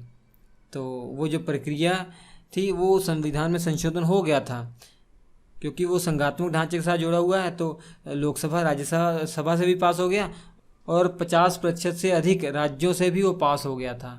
संविधान में संशोधन हो गया, लेकिन सुप्रीम कोर्ट ने उसे असंवैधानिक करार दे दिया था। तो ये है पावर सुप्रीम कोर्ट की। तो चलिए, होप आपको समझ में आ गया होगा। संविधान में संशोधन छोटा सा चैप्टर था, बहुत आसान। अच्छा लगा लाइक कीजिएगा। अगला जो चैप्टर है वो बहुत महत्वपूर्ण होगा। उसमें संविधान का भाग 21 है। कुछ अस्थायी, संक्रमणकालीन और कुछ विशेष उपबंध किए गए हैं। उसमें सबसे इम्पोर्टेंट आर्टिकल 371 है, बहुत महत्वपूर्ण है, ध्यान से पढ़िएगा। चलिए, हम आपसे मिलते हैं अगले एपिसोड में। लेक्चर अच्छा लगा लाइक कीजिएगा, शेयर कीजिएगा। स्क्रीन पर 4 लेक्चर आ रहे हैं, महत्वपूर्ण लेक्चर हैं। हम आपसे मिलेंगे अगले एपिसोड में। तब तक नमस्कार। नमस्कार दोस्तों, इंडियन पॉलिटी की जो लेक्चर सीरीज चल रही है उस लेक्चर सीरीज का ये लेक्चर नंबर 90 होगा। आज हम एक नए चैप्टर की शुरुआत करेंगे, संविधान का भाग 21। संविधान का भाग 20 तक तो आपने पढ़ लिया है। आज हमारा जो चैप्टर है संविधान का भाग 21 है। इसके अंदर जो आर्टिकल है, आर्टिकल 369 से लेकर 392 तक है। और इस संविधान का जो भाग 21 है इसका नाम है अस्थायी, संक्रमणकालीन और विशेष उपबंध। अर्थात संविधान के भाग 21 के अंदर कुछ अस्थायी उपबंध किए हुए हैं, कुछ संक्रमणकालीन उपबंध किए गए हैं और कुछ विशेष उपबंध किए गए हैं। कुछ राज्यों के लिए कुछ विशेष उपबंध किए गए हैं। तो आर्टिकल 369 से लेकर 392 तक आपको पढ़ने की कोई आवश्यकता नहीं है। आपको बस इसमें आर्टिकल 371 पढ़ना है। ठीक है, सबसे महत्वपूर्ण आर्टिकल 371 है। और इसके अलावा आर्टिकल 371A से लेकर आर्टिकल 371J तक, जो कि समय समय पर संविधान में संशोधन करके जोड़े गए हैं। तो इन आर्टिकल्स के माध्यम से हमारे कुछ राज्यों को कुछ विशेष प्रावधान दिए गए हैं, उनके लिए कुछ विशेष उपबंध किए गए हैं। वो क्या है वही हमें जानना है। तो चलिए शुरुआत करते हैं बिना देरी किए हुए, जो इस भाग का सबसे इम्पोर्टेंट और मुख्य हिस्सा है। ठीक है, तो आर्टिकल 371 की पहले बात करेंगे। तो आर्टिकल 371 में हमारे महाराष्ट्र और हमारे गुजरात राज्य के लिए कुछ विशेष प्रावधान किए हुए हैं। हालांकि आर्टिकल 371 जब संविधान में जोड़ा गया था तो उस समय महाराष्ट्र और गुजरात का निर्माण हुआ ही नहीं था। तब उस समय तो बम्बई हुआ करते थे ना, मुंबई राज्य था। तो बम्बई राज्य से ही तो महाराष्ट्र और गुजरात बने हैं, आप जानते ही हैं। पहले वो क्षेत्र मुंबई कहलाता था, महाराष्ट्र और गुजरात का। तब उससे महाराष्ट्र और गुजरात का गठन हुआ 1960 में। तो 1960 से पहले महाराष्ट्र और गुजरात की जगह केवल मुंबई लिखा हुआ था। ठीक है, ये आप समझ लेंगे। तो 1960 में जब महाराष्ट्र और गुजरात का पुनर्गठन हुआ और इस राज्य का निर्माण हुआ, तब यहाँ पे महाराष्ट्र और गुजरात लिख दिया गया है। तो आर्टिकल 371 में आखिर ऐसे क्या विशेष प्रावधान है वो हम देखते हैं। तो आर्टिकल 371 में देखिए, राष्ट्रपति को ये ऑथराइज किया गया है कि वो महाराष्ट्र और गुजरात के राज्यपाल के लिए कुछ विशेष शक्तियाँ उन्हें प्रदान करें। वो विशेष शक्तियाँ क्या हैं? वो विशेष शक्तियाँ ये हैं कि जो महाराष्ट्र के जो राज्यपाल हैं वो विदर्भ और मराठवाड़ा, जो कि महाराष्ट्र के अंदर ये स्थान है, विदर्भ और मराठवाड़ा के अंदर कुछ ज़िले आते हैं। तो विदर्भ और मराठवाड़ा इन क्षेत्रों के लिए एक विकास बोर्ड की स्थापना करें। और इसी प्रकार गुजरात के राज्यपाल को यह अधिकार दिया गया है, यह शक्ति दी गई है कि सौराष्ट्र और कच्छ जो क्षेत्र है गुजरात का, उनके लिए एक अलग से विकास बोर्ड की स्थापना की जाए। तो आर्टिकल 371 में राष्ट्रपति को ये ऑथराइज किया गया है कि ये उम्मीद की गई है राष्ट्रपति से कि वो महाराष्ट्र गुजरात के जो राज्यपाल हैं उन्हें कुछ विशेष शक्तियां प्रदान करें। वो विशेष शक्तियां किस संदर्भ में होंगी कि यहाँ के जो राज्यपाल हैं उन्हें ये शक्तियां मिल जाएं कि वो विदर्भ और मराठवाड़ा जो महाराष्ट्र का जो ही क्षेत्र है, महाराष्ट्र के अंदर क्षेत्र है, तो इन क्षेत्रों के लिए वो अलग से विकास बोर्ड की स्थापना कर सकें। और इसी प्रकार गुजरात के जो राज्यपाल हैं उन्हें ये शक्ति मिलनी चाहिए कि वो सौराष्ट्र और कच्छ का जो एरिया है उनके लिए विकास बोर्ड की स्थापना करें। और इसके साथ ही इन क्षेत्रों में जो टेक्निकल एजुकेशन है और व्यावसायिक प्रशिक्षण है, अर्थात व्यवसाय से संबंधित जो ट्रेनिंग है, इनकी भी सुविधा उपलब्ध करवाई जाए। ठीक है, तो आर्टिकल 371 के माध्यम से आप कह सकते हैं महाराष्ट्र और गुजरात के जो राज्यपाल हैं उनके पास कुछ विशेष शक्तियां हैं कि वो विदर्भ मराठवाड़ा क्षेत्र के लिए, और इसी के साथ गुजरात के जो राज्यपाल हैं वो सौराष्ट्र और कच्छ के लिए विकास बोर्ड की स्थापना कर सकें और इन क्षेत्रों के लिए टेक्निकल एजुकेशन की सुविधा उपलब्ध कराएं और व्यावसायिक प्रशिक्षण अर्थात जो व्यवसाय से संबंधित जो ट्रेनिंग है उन सब की भी सुविधा उपलब्ध करवाएं। तो ये उम्मीद की जा रही है राज्यपाल से। तो ये आर्टिकल 371 है, बहुत ईजी है, आप समझ गए हैं कि महाराष्ट्र और गुजरात के लिए विशेष प्रावधान किए गए हैं। अब इसके बाद आर्टिकल 371A बाद में जोड़ा गया है 13वां संविधान संशोधन 1962 के तहत नागालैंड राज्य के लिए विशेष प्रावधान किए गए हैं। इसमें ये कहा गया है कि कुछ मामलों के संबंध में जो है संसद को अधिकार नहीं है कानून बनाने का नागालैंड के लिए। बहुत ही बड़ी बात है, ध्यान समझिएगा कि संसद को भी अधिकार नहीं है वो नागालैंड के लिए कानून बना सके, अर्थात संसद के द्वारा बनाया गया कानून कुछ मामलों में नागालैंड पर नहीं लागू होगा। अगर लागू भी होगा तो जो नागालैंड की विधानसभा है उसकी अनुमोदन के बाद ही, अर्थात उसकी स्वीकृति के बाद ही लागू होगा। तो वो मामले कौन से ऐसे मामले हैं जिन पर संसद का भी जो बनाया गया कानून वो मान्य नहीं होगा? चलिए देखते हैं, ये तो बहुत इंटरेस्टिंग बात है। आखिर नागालैंड में ऐसे कौन कौन से मामले हैं कि जिन मामलों में संसद का भी जोर नहीं चलता। आपको मालूम होना चाहिए कि नागालैंड में एक प्रजाति रहती है नागा, ठीक है, नागा समुदाय के लोग रहते हैं, उनके अपने कल्चर हैं, उनके अपनी जो रीति रिवाज हैं, और जैसे कोई अपराध उनके समुदाय में कोई करता है तो उनको जो दंड देने का या उनको न्याय देने का जो अधिकार है, जो तरीका है, इनका खुद का है, ठीक है। तो नागाओं की धार्मिक या सामाजिक प्रथाओं से संबंधित अगर संसद कोई कानून बनाती है तो वो मान्य नहीं होगा। अगर मान्य भी होगा तो नागालैंड की विधानसभा उसे स्वीकार करेगी तभी मान्य होगा।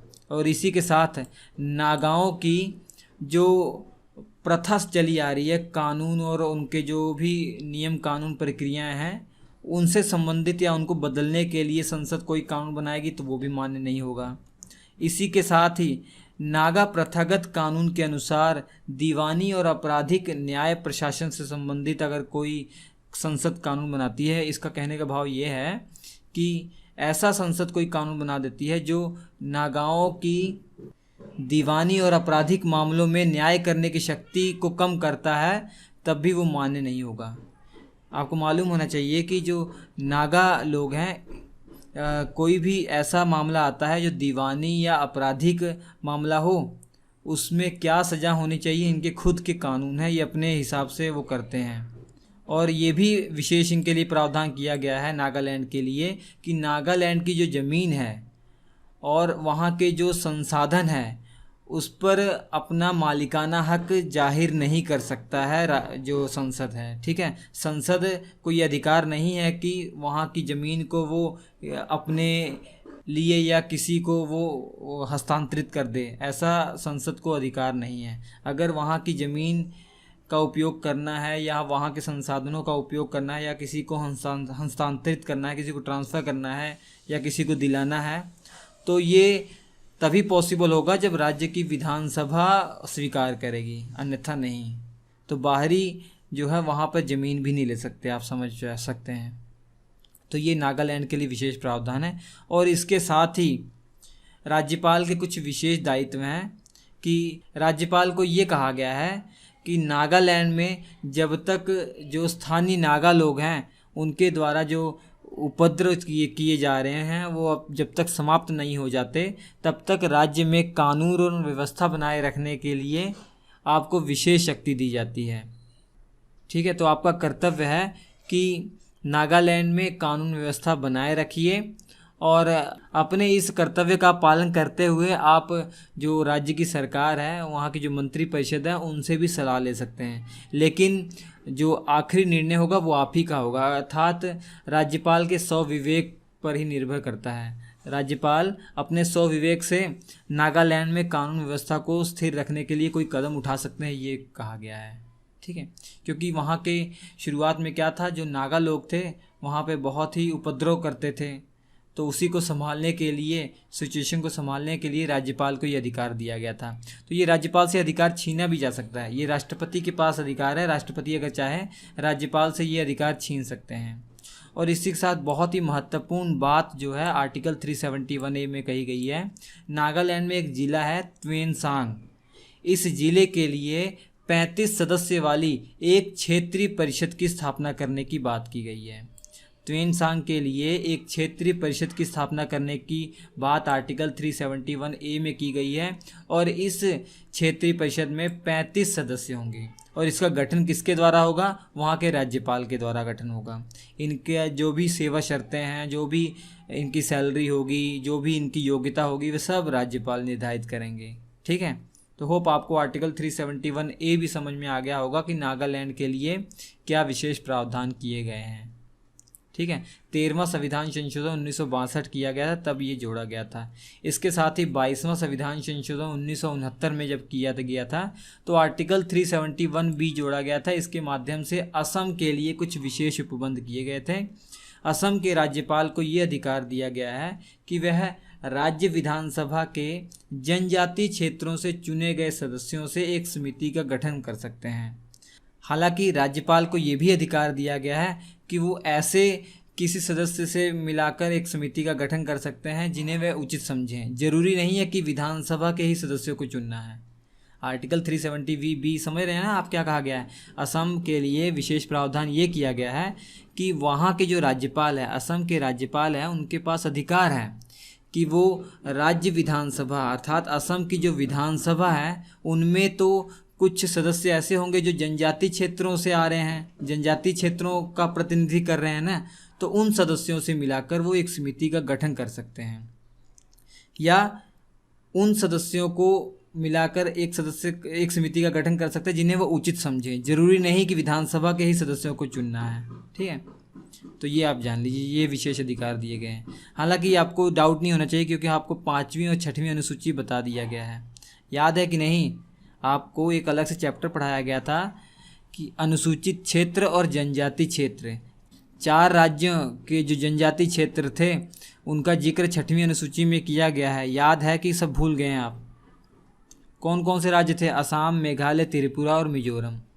ठीक है, इसके अलावा आर्टिकल 371C मणिपुर राज्य के संबंध में कुछ विशेष उपबंध किए गए हैं। इसमें इसे 27वां संविधान संशोधन 1971 के द्वारा जोड़ा गया है। इसके अंदर राष्ट्रपति को ये अधिकार दिया गया है कि वो मणिपुर के जो पहाड़ी क्षेत्र हैं वहाँ से जो सदस्य निर्वाचित होकर आ रहे हैं विधानसभा में, उन सदस्यों को मिलाकर एक समिति का वो गठन कर सकते हैं। ठीक है, राष्ट्रपति को क्या अधिकार दिया गया है? राष्ट्रपति को अधिकार ये दिया गया है कि विधानसभा, जो मणिपुर की विधानसभा है, उनमें ऐसे सदस्य जो पहाड़ी क्षेत्रों से निर्वाचित होकर आए हैं, उन सदस्यों को मिलाकर एक समिति का वो गठन कर सकते हैं। ठीक है, याद रखिए, किसको अधिकार दिया गया है? राष्ट्रपति को अधिकार दिया गया है। और पहाड़ी क्षेत्र कौन कौन से होंगे ये भी निश्चित करने का अधिकार राष्ट्रपति को है। राष्ट्रपति निश्चित करेंगे कि हाँ, यहाँ ये वाला जो इलाका है वो पहाड़ी क्षेत्र में गिना जाएगा, और यहाँ के जो निर्वाचित सदस्य आए हैं विधानसभा में, जो विधानसभा का चुनाव जीतकर आए हैं, उन सदस्यों को मिलाकर एक समिति का गठन किया जा सकता है। ये राष्ट्रपति को अधिकार है। इसके अलावा राज्यपाल जो हैं वो राज्य के पहाड़ी क्षेत्रों के प्रशासन के संबंध में हर वर्ष राष्ट्रपति को एक रिपोर्ट भेजेंगे। राज्यपाल से ये उम्मीद की गई है कि जो पहाड़ी क्षेत्र हैं वहाँ पर प्रशासन किस प्रकार का हो रहा है, उस संबंध में हर वर्ष राष्ट्रपति को एक रिपोर्ट भेजेंगे। ठीक है, याद रखिए। इसके अलावा आर्टिकल 371D में आंध्र प्रदेश के लिए विशेष उपबंध किए गए थे। 1973 में 32वां संविधान संशोधन किया गया तब, लेकिन आप जानते हैं साल 2014 में तेलंगाना राज्य का गठन हुआ, तो ये ऑटोमेटिक जो प्रावधान है तेलंगाना के लिए भी वैलिड है।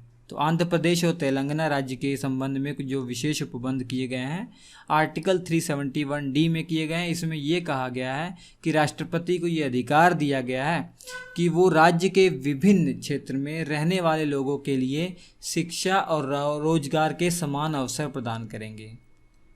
ठीक है, राष्ट्रपति को क्या अधिकार दिया गया है कि तेलंगाना और आंध्र प्रदेश राज्य में अलग अलग हिस्सों में जो लोग रह रहे हैं उन सभी को शिक्षा के क्षेत्र में और रोजगार के क्षेत्र में समान अवसर प्रदान की जाए।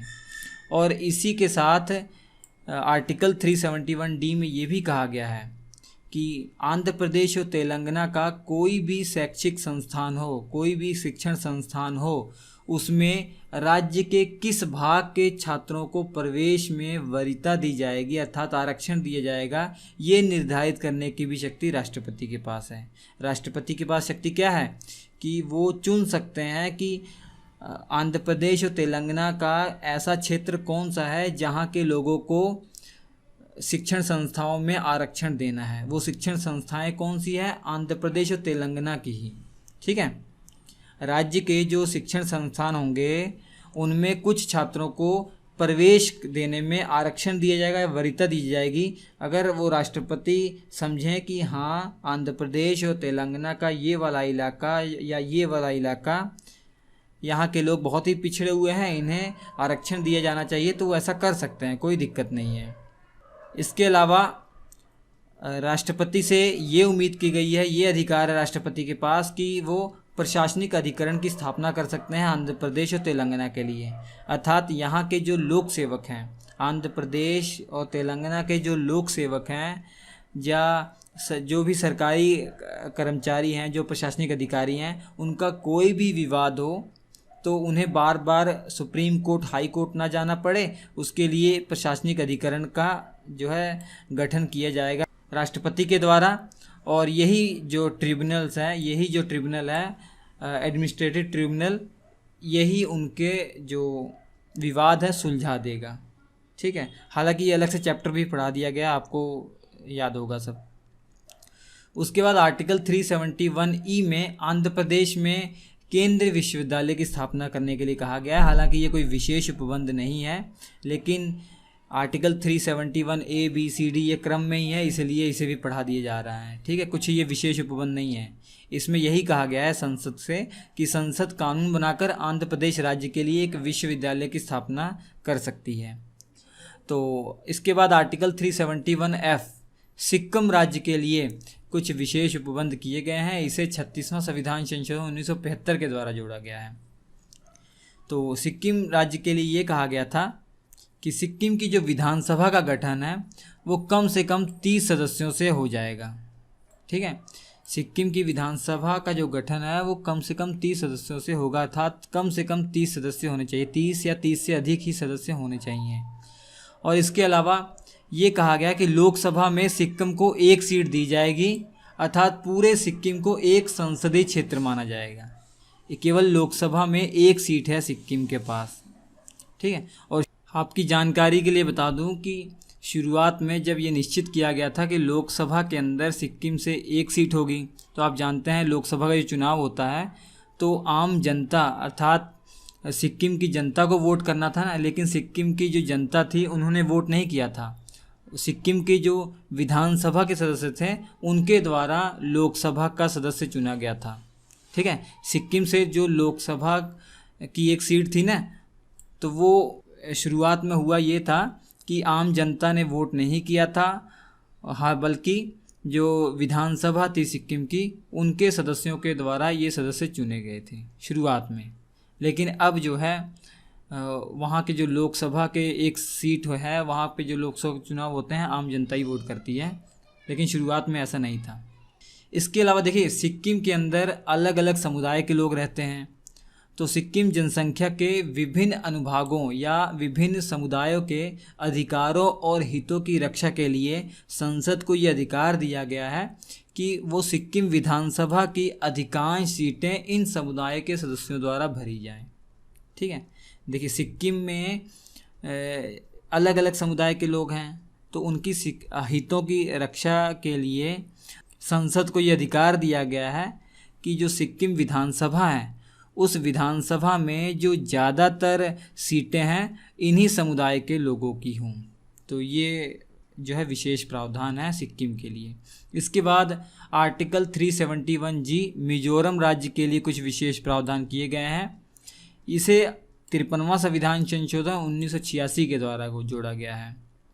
तो नागालैंड की तरह यहाँ भी कुछ विशेष प्रावधान है कि कुछ मामलों में संसद के द्वारा बनाया गया कानून तब तक मिजोरम राज्य पर लागू नहीं होगा जब तक राज्य विधानसभा इसका अनुमोदन ना कर दे, अर्थात राज्य विधानसभा स्वीकार ना कर ले। कौन कौन से ऐसे मामले हैं? जो मामले मिजो लोगों की धार्मिक और सामाजिक प्रथाओं से जुड़े होंगे, जो मिजो प्रथागत कानून एवं प्रक्रिया से जुड़े हैं, मतलब वहाँ पे मिजो जनजाति है तो मिजो समुदाय के लोगों को अभी खुद का धार्मिक और उनकी खुद की जो है रीति रिवाज हैं, उनके खुद के कानून हैं, तो उनसे संबंधित कोई कानून अगर संसद बनाती है तो वो मान्य नहीं होगा। अगर मान्य भी होगा, एक कंडीशन पर मान्य होगा कि राज्य विधानसभा स्वीकार कर ले। ठीक है, अगर कोई ऐसा मामला होता है जो मिजो लोगों की जो दीवानी और आपराधिक मामलों पर न्याय करने के अधिकार से छेड़खानी करता है तो वो भी कानून नहीं मान्य होगा। इसके अलावा मिजोरम की जो भूमि है, जो संसाधन है, उस पर भी अपना अधिकार या हस्तांतरित नहीं कर सकती है संसद। ठीक है, वहाँ पर भी कोई ज़मीन नहीं खरीद सकता है बिना राज्य विधानसभा के अनुमोदन के, विधानसभा के स्वीकृति के, ये जान लीजिए आप। इसके बाद आर्टिकल 371H अरुणाचल प्रदेश के लिए कुछ विशेष प्रावधान किए गए हैं। इसे 55वां संविधान संशोधन 1986 के द्वारा जोड़ा गया है। इसमें सिंपल सी बात जो है, राज्यपाल को ये अधिकार दिया गया है कि राज्य के अंदर कानून व्यवस्था वो बनाए रखें। इसके लिए वो अपने स्वविवेक का यूज़ कर सकते हैं, जो भी कदम उठाना है उन्हें वो उठा सकते हैं। और इसके साथ ही विधानसभा में कम से कम 30 सदस्य होंगे, ये भी निश्चित किया गया था। ठीक है, तो ये है आर्टिकल 371H अरुणाचल प्रदेश के राज्य के लिए विशेष उपबंध की बात करता है।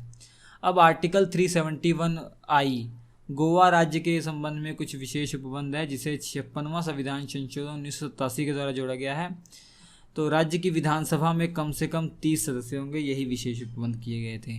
ठीक है, और आखिरी आर्टिकल 371J कर्नाटक राज्य के संबंध में विशेष उपबंध है। इसे 98वां संविधान संशोधन 2012 के द्वारा जोड़ा गया है। इस आर्टिकल के माध्यम से राष्ट्रपति इस बात के लिए ऑथराइज्ड हैं कि वो कर्नाटक के राज्यपाल के लिए कुछ विशेष दायित्व निश्चित करें, अर्थात राष्ट्रपति इस बात के लिए अधिकृत हैं कि कर्नाटक के राज्यपाल को कुछ विशेष अधिकार दें। कौन से विशेष अधिकार? कि राज्यपाल को ये अधिकार होना चाहिए कि वो हैदराबाद कर्नाटक क्षेत्र जो है, जिसके अंदर 6 ज़िले आते हैं, वो पिछड़े ज़िले हैं, जैसे गुलबर्गा है, बीदर है, रायचूर है, कोप्पल है, यादगीर है, बेल्लारी है, ये 6 डिस्ट्रिक्ट से मिलकर ये हैदराबाद कर्नाटक क्षेत्र कहला रहा है। इसके लिए अलग से विकास बोर्ड की स्थापना की जाए, राज्यपाल को ये अधिकार दिया गया है। और इस बात का भी प्रावधान करना राज्यपाल का कर्तव्य है कि बोर्ड का संचालन से संबंधित हर वर्ष रिपोर्ट जो है विधानसभा में रखी जाए। जो विकास बोर्ड की स्थापना की गई है वो किस प्रकार से अपना काम कर रही है, उसकी हर वर्ष की रिपोर्ट विधानसभा के समक्ष रखी जाए। ये कर्तव्य है राज्यपाल का ये अधिकार है, ये करेंगे।